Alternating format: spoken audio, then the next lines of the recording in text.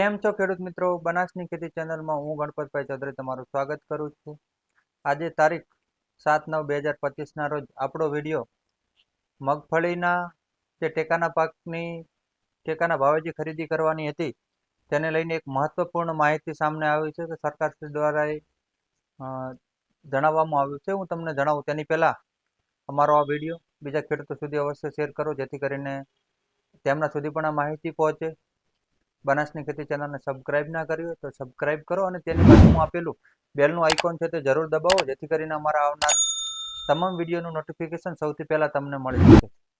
હવે ગઈકાલે 6/9/2025 થી બનાસકાંઠા જિલ્લાના બનાસકાંઠા છે, બાજુમાં ઝાલોર છે, પાટણ છે, કચ્છ વિસ્તારને અડીને આવેલા વિસ્તારોની અંદર બહુ વરસાદ પડ્યો છે, જેથી ખેતી પાકોને પણ નુકસાન થયું છે. વરસાદની સાથે સાથે બહુ ઝડપથી પવન ફૂંકાયો હતો, જેનાથી તમામ ખેતી પાકોને પણ નુકસાન થયું છે અને ખેડૂતોને બહુ નુકસાની વેઠવાના દિવસો આવ્યા છે. તો હું તમને જણાવું, મગફળીની અંદર ટેકાના ભાવે જે સરકારે જાહેરાત કરી છે તે શું છે. તો ખરીફ પાકોનું ટેકાના ભાવે જે ખરીદી કરવાની હતી, મગફળી છે, સોયાબીન છે, મગ છે, તો તેની અંદર ટેકાના ભાવે રજીસ્ટ્રેશન તો 1 સપ્ટેમ્બરથી ચાલુ થયું છે, 15 સપ્ટેમ્બર સુધી ચાલશે. તેની અંદર પહેલા 2 દિવસ તો વેબસાઇટ ઠપ થઈ ગઈ, તો તેનાથી રજીસ્ટ્રેશન નહોતું થયું. તેના પછી એકાદ દિવસ લગભગ 7, 12 અને 8ની નકલ મેળવવા પણ ખેડૂતોને સમસ્યાનો સામનો કરવો હતો. તેના પછી રજીસ્ટ્રેશન ચાલુ થયું, તો રજીસ્ટ્રેશન શરૂઆત થઈ તેના પછી લગભગ 2 લાખથી પણ વધારે ખેડૂતોએ ટેકાના ભાવે મગફળીની અંદર રજીસ્ટ્રેશન કરાયું છે. હજી નવું રજીસ્ટ્રેશન તો આગળ થશે જ.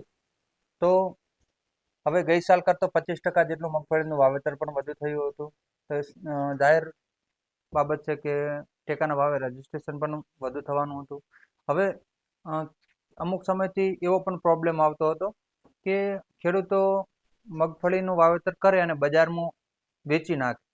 તેના પછીથી અમુક બીજા તત્વો કે જે તમારા નામે મગફળીની અંદર રજીસ્ટ્રેશન કરાવી અને તે રજીસ્ટ્રેશનના નામે પોતે મગફળી વેચી અને સારો એવો નફો કમાઈ રહ્યા હતા. તો તેની અંદર અંકુશ લાવવા માટે સરકારે જે રવિ સિઝનથી રાયડાની ટેકાના ભાવે ખરીદી કરી હતી, તે વખતેથી એક નવો નિયમ લાવ્યા કે GI satellite tagging, satellite image દ્વારા તેની ખરાઈ કરવાનો. તો તેની અંદર પણ ઘણા ખેડૂત મિત્રોના રજીસ્ટ્રેશન કેન્સલ થયા હતા. તો હવે મગફળીની અંદર ટેકાના ભાવે નોંધણીમાં દર્શાવેલ પાક અને સર્વે નંબરનો ડિજિટલ ક્રોપ સર્વે અથવા અને સેટેલાઇટ ઇમેજ આધારિત વેરિફિકેશન થશે.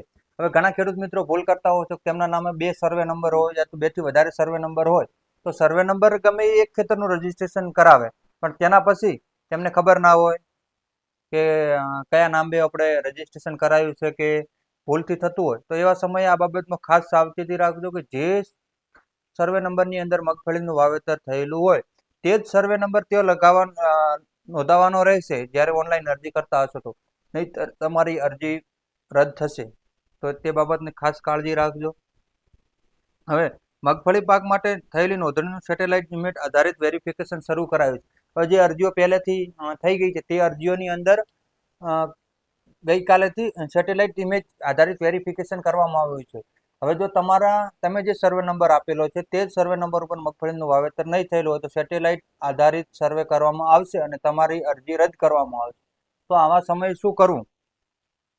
તો ટેકાના ભાવે વેચાણ કરવા ઈચ્છુક ખેડૂતોએ ઈ સમૃદ્ધિ પોર્ટલ નોંધણી પ્રક્રિયા ચાલુ જ રહેશે, પણ તેની પહેલા વેરિફિકેશન જે અરજીઓ થઈ ગઈ છે તેની અંદર આ સિસ્ટમ જે સેટેલાઇટ ઇમેજ વેરિફિકેશન વાળી સિસ્ટમ ચાલુ કરવામાં આવી છે. ગત વર્ષની જેમ આ વર્ષે પણ ખેડૂતોએ નોંધણી દરમિયાન જે સર્વે નંબર નોંધાયો છે તે જ સર્વે નંબરની સેટેલાઇટ ઇમેજ સાથે સરખામણી કરીને વાવેતરના કૃષિ વિભાગ દ્વારા ચકાસણી કરવામાં આવશે.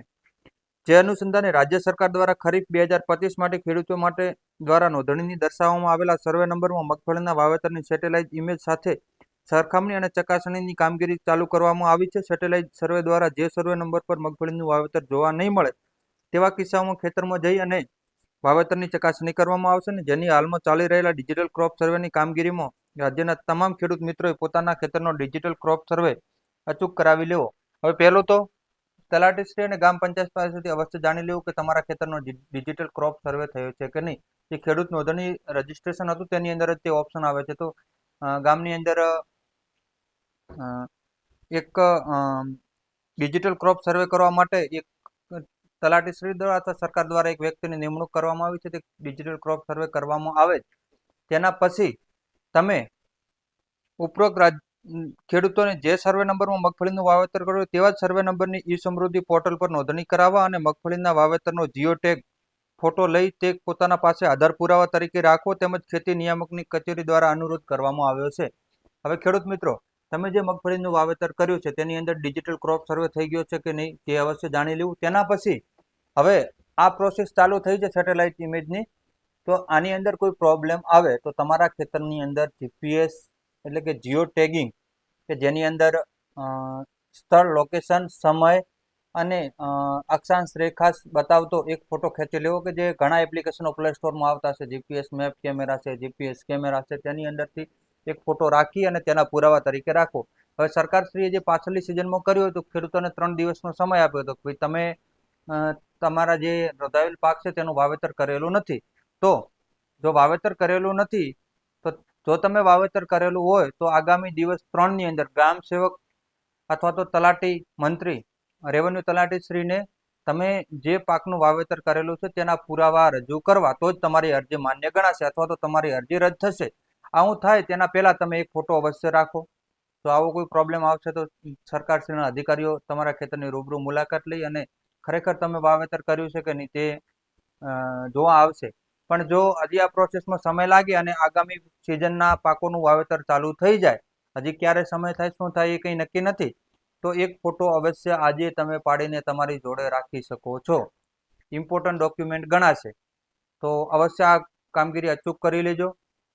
પાછળથી જ્યારે તમે મગફળી ની ટેકાના ભાવે ભરાવા જશો એ ટાઈમે પણ ફેસ વેરિફિકેશન અથવા તો ફિંગર વેરિફિકેશન પણ કરવામાં આવશે.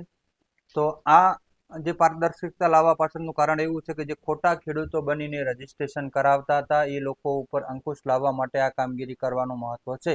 તો જો તમે વાવેતર તમારા ખેતરમાં કરેલું છે, તમે પુરાવો રાખશો અને જે સેટેલાઇટ ઇમેજ છે તેની અંદર બતાવશે તો તમારે કોઈ ગભરાવાની જરૂર નથી. પણ એક એડવાન્સ પુરાવા તરીકે તમે અવશ્ય આ કાગળ રાખજો. તો આભાર. આ વિડીયો તમને પસંદ આવ્યો હોય તો બીજા ખેડૂતોને અત્યારે જ શેર કરવા વિનંતી, જેથી કરીને તેમને પણ ખબર પડે કે અત્યારે ખેતરની અંદર ઊભો પાક છે તો એક ફોટો ખેંચી લે અને શક્ય હોય તો ખેડૂત દેખાતો હોય તેવી રીતે ફોટો ખેંચજો, જેથી કરીને કોઈ પ્રોબ્લેમ આવે નહીં. તો આભાર. અમારી બનાસની ખેતી ચેનલમાં જોડાયેલા રહેજો. હજુ સુધી તમે નવા હોય તો અમારી બનાસની ખેતી ચેનલને સબસ્ક્રાઇબ કરો અને તેની બાજુમાં આપેલું બેલનું આઇકોન છે તે જરૂર દબાવો, જેથી કરીને અમારા તમામ વિડીયોનું નોટિફિકેશન સૌથી પહેલા તમને મળી શકે. આભાર.